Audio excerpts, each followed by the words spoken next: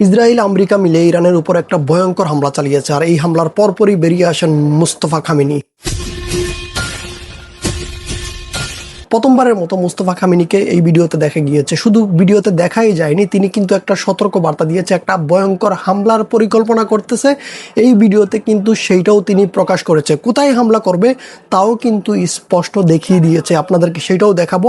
তার আগে আপনাদেরকে বলি যে আমেরিকা বিশ্বকে শান্তির বার্তা দেয়, সেই আমেরিকা আজকে ইরানের সাধারণ জনগণকে টার্গেট করে করে শহীদ করতেছে। সেই আমেরিকা আজকে ইরানের সাধারণ মানুষ যেই জিনিসগুলোকে ব্যবহার করে, ব্রিজ, বিদ্যুৎ, ওই বিদ্যুৎ কেন্দ্রে হামলা করতেছে, ওই ব্রিজগুলোতে হামলা করতেছে। এই কাজগুলো এতদিন ইসরায়েল করে আসছে। ইসরায়েল সাধারণ মানুষকে টার্গেট করতো, ইসরায়েল সাধারণ মানুষ যেই জিনিসগুলোকে ব্যবহার করতো, হসপিটাল, স্কুল সহ সাধারণ মানুষ যেই জিনিসগুলোকে ব্যবহার করতো, সেই সকল জিনিসগুলোর উপর ইসরায়েল হামলা চালিয়েছে। সেম পথে এখন আমেরিকাও চলতেছে। যেই আমেরিকা ইরানের সাধারণ মানুষকে বলছে তোমরা অপেক্ষা করো, আমরা আসতেছি, স্বৈরাচার শাসক গোষ্ঠী থেকে তোমাদেরকে বাঁচানোর জন্য আমরা আসতেছি।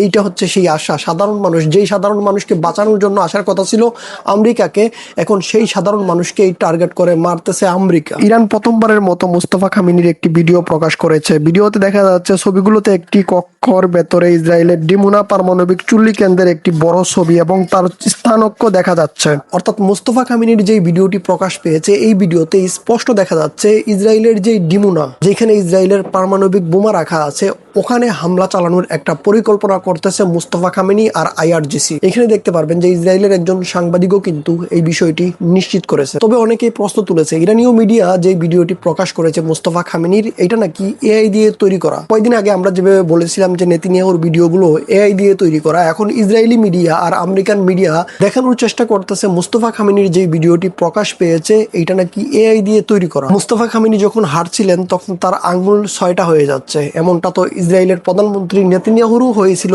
কয়েকদিন আগে যখন নেতানিয়াহুর ভিডিও প্রকাশ পেয়েছে, তার আংটি মিসিং হয়ে যেত, হাতের মধ্যে 5 আঙ্গুলের জায়গায় 6 আঙ্গুল হয়ে যেত। আপনার কি মনে হয় মুস্তফা খামেনির এই ভিডিও এআই দিয়ে তৈরি করা নাকি রিয়েল? কমেন্টে আপনার মূল্যবান মতামত অবশ্যই জানাবেন।